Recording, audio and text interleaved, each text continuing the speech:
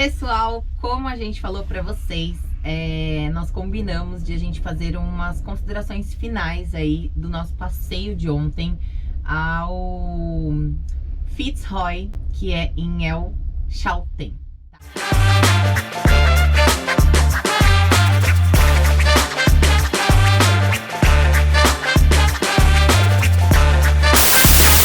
Porque a gente vai mostrar aí pra vocês, a gente já tá mostrando pra vocês algumas imagens de lá, da caminhada e tudo mais, e a gente queria falar um pouquinho pra vocês como funciona.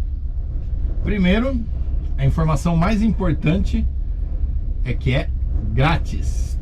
Todos os percursos, todos os caminhos que você tem lá é grátis. Uma coisa interessante, tem aí, a gente mostrou o ponto de informações turísticas, que é logo na entrada da cidade. Você vai pegar um mapinha com todos os treks que você vai fazer também. Vai ter orientação, eles têm uma mini estação meteorológica lá que eles falam, amanhã é um dia bom para você fazer. Olha, é melhor amanhã não, porque vai ter chuva, vai ter alguma coisa. Então é bom você dar uma esticada lá antes, se informar tal para ver. Isso, como a gente falou, tem várias trilhas para fazer lá.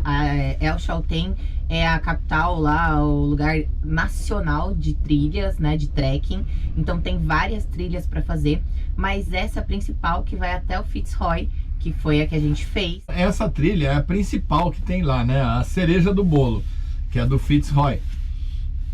Ela tem um percurso de 10 quilômetros de ida e 10 quilômetros de volta. Desses 10 quilômetros de ida e esses 10 quilômetros de volta, a gente tem aí então os primeiros 3 quilômetros de subida, uma subida intensa, média, uma subida média, não é uma subida leve. E depois desses... Dos 2,5, 3 para frente, daí ela já fica plana e você vai caminhando no plano normal, ó, maravilha, até com bastante o KM8, vento. até o KM8. Quando você chega no KM8, você tem um ponto de parada, que é um ponto de acampamento. Então é onde o pessoal consegue fazer o acampamento, e também você passando esse ponto de acampamento que tem um rio, tem mais um outro ponto de parada, onde tem banheiro químico e tudo mais, que o pessoal para comer, para poder fazer a subida final, que é 1,5 km de pura subida. Pura subida. Exatamente. Então assim, é muito difícil essa subida. Primeiro que ela é uma subida muito forte, a caminhada é muito intensa. São e ela pedras soltas. E ela tem bastante o piso é pedra solta. Isso, pedra grande, pedra solta. Então você obrigatoriamente tem que ter devagar. Tem que ir devagar e tem que ter um apoio de mão, tanto para subir quanto para descer, tá? Isso foi maravilhoso. A gente locou, né, os bastões de caminhada. Eu achava, né, besteira e tal, mas ó, vale muito a pena, que tanto é que nós estamos pensando até em comprar um parzinho aí pra gente. Porque a gente gosta. É muito bom. Porque o que ele faz? Eu tava percebendo durante o manejo. Ele não te elimina a força, ele te elimina o desgaste de força com equilíbrio. Então você fica mais equilibrado, você concentra a sua energia, a sua força na caminhada. Então você não fica mexendo o corpo para voltar de um desequilíbrio. Você está sempre equilibradinho e isso ajuda pra caramba. Isso mesmo. Fala da água agora. Água. Leve uma garrafinha de água. Por pessoa, uma garrafinha de 500 ml 500 ou 700, um squeeze aí que você tenha lá. Por quê? Porque você tem vários riachos lindos, maravilhosos e cristalino para você carregar de água natural. No quilômetro 2,5. 2,5, 3 já passa por um. Aí depois vai ter lá nos 5,5, 6, 7 e 8 vai ter aonde você encher sua garrafinha. Isso, então sem água você não fica de jeito nenhum. Não precisa levar uma garrafa enorme de água, você ficar carregando peso. E dá pra levar uma menor e você encher pelo meio do caminho. A não ser que você tenha nojinho de beber água do rio, tal, que é aquela puta água natural, geladinha, tal. Cristalina. Agora, se você só é aquele, como diz o nosso amigo cowboy cozinheiro, se você é daqueles bebedor de Gatorade, aí você enche os olhos de cisco. Ele falaria assim, aqui os bebedores de água Bonafonte enche os olhos de cisco. Pessoal, com relação então à parte física e idade, eu vou falar pra vocês, a gente viu muitas pessoas de idade mesmo fazendo o percurso todo e muitas pessoas indo só até o 8º quilômetro. Por quê? Porque é dali que começa a subida mais íngreme, mais complicada. Então teve muita gente que fez 8 quilômetros só, não subiu até lá em cima o morro, e teve gente que realmente subiu. E a gente viu muita gente com idade mais avançada, com apoio e tudo mais, mas idade mais avançada. Anos. Tinha gente lá velho com 52 anos. Mas assim, o mínimo de preparação física você tem que ter, o mínimo, porque realmente é muito difícil. Foi muito complicada mesmo a subida, como a gente falou, bastante pedra, uma subida muito intensa, frio, tava nevando, não uma neve intensa, mas tava nevando. Então, você precisa ter uma preparação física razoável. A gente viu neve no verão. Exatamente. Show de bola. Agora, com relação a crianças, Tati, eu tenho filho, eu posso levar meu filho? Olha, o meu conselho é que se ele tiver de 12 anos pra cima, aonde ele consiga andar tranquilamente sozinho, ok. Mas abaixo disso não, porque senão você vai ter que carregar. Exatamente, vai ter alguns pontos que vai ter que carregar. Então uma criança, por exemplo, de 5, 6 anos não vai conseguir fazer essa trilha, porque ela realmente é de média para forte, tá? A gente falou que tem alguns pontos de acampamento lá. Tem 2 pontos, um do lado da lagoa... Como que é o nome da lagoa? Olha, eu tava com ela na cabeça antes de iniciar a gravar. Capri.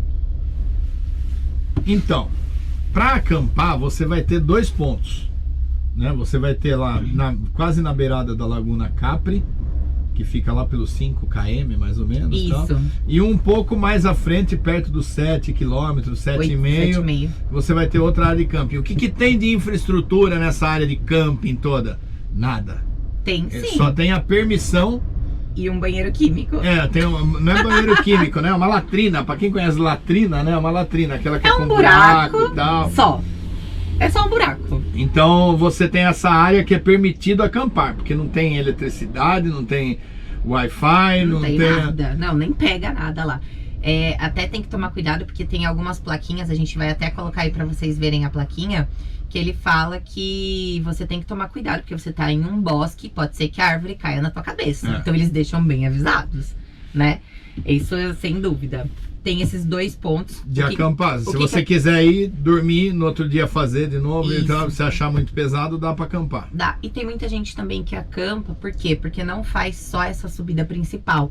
Eles acabam subindo o Fitzroy total, que tem mais de 3.000 metros, e aí eles precisam, claro, acampar por lá. E eu fiquei sabendo também que tem um trekking que integra de lá pro Chile e tal também, mas aí é nível mais avançado. Nós já estamos contentão de finalizar os 20 km. O que levar, gente? A gente levou então 2 mochilas, tá? Uma mochila com comida, a gente levou 2 lanchinhos para cada um, maçã e um chocolate para cada um. E um mix de castanha. Mas o mix de castanha a gente acabou nem comendo, mas né? Levou, Aí a gente levou papel higiênico, que foi essencial, que teve que levar. A gente estava bem protegido, com blusa, com gorro, com como que é o nome aqui? Cachecol. Isso. Então a gente estava bem protegido, e é importante proteger. Porque mesmo no verão tava frio. Uma coisa que a gente não tem mais, que a gente precisa providenciar, quando a gente estava viajando de moto a gente tinha, era a luva. Então a gente não tem mais, a gente precisa providenciar uma luva, a gente não tem, e seria interessante ter levado. O bastão para poder se apoiar, que é importante, e saquinho de lixo. Por quê? Porque não tem lixeira lá. Você tem que trazer o seu lixo todo. Exatamente. Então, não tem lixeira da entrada do parque para frente, não tem lixeira. E eles pedem para vocês trazerem tanto o orgânico quanto o não orgânico, né? Trazer todo o lixo, tá bom? Tudo que você levar de lixo você tem que trazer de volta, tá? E aí as considerações finais da trilha. Olha, eu vou falar, pra mim particularmente, eu creio que pra Tati também, se ela não fez nada escondido de mim, foi a trilha mais complicada da minha vida, assim, mas também é linda demais, porque ela deu 20 quilômetros ida e volta. O máximo que a gente tinha caminhado num dia só foi 11, né, que a gente fez da hidrelétrica lá de Águas Calientes, Machu Picchu, até a hidrelétrica, mas foi 11 quilômetros num dia e plano. E a outra também que foi complicada para nós foi a subida para Machu Picchu, que dava uns 3 km de inclinação assim também. Tal qual foi lá. Mas as duas juntas e no mesmo dia você fazer, para nós foi super desafiador, né? E foi muito legal que a gente conseguiu concluir isso aí. Pra mim também, como o Luiz acabou de falar aí, foi a trilha mais difícil que eu já fiz na minha vida. Tanto de intensidade, de aclive, quanto de quilometragem. Foi a mais difícil. Teve momentos na subida principal lá na máxima que eu achei que eu não ia conseguir, mas no KM9. No KM9, mais ou menos. Eu olhava pra cima e falava, caraca, tem muito chão ainda pra chegar lá. Mas quando você chega lá, realmente é uma sensação de superação. E o lugar é extremamente lindo. Era um lugar que eu queria muito conhecer. Então, assim, pra mim foi muito legal. Mas você tem que ter um preparo físico razoável, exatamente. Então, assim, foi realmente a mais difícil. A única coisa que acontece é que quando a gente volta, a gente fica pensando qual vai ser a próxima. Porque você começa a pegar gosto, você vê que é muito gostoso, que é muito legal, que você consegue se superar. Então isso acaba meio que criando uma sementinha assim dentro da gente, né? Exatamente. Quando vai ser a próxima? Mas é isso, pessoal. Eu espero que vocês tenham gostado desse vídeo do Fitzroy. A gente tentou fazer assim o máximo, com o máximo de informações pra vocês. Porque o pessoal às vezes faz um passeio assim e mostra pra gente uma coisa mais geralzão. E a gente sempre quer mostrar os passeios mais detalhado, com mais informações pra vocês.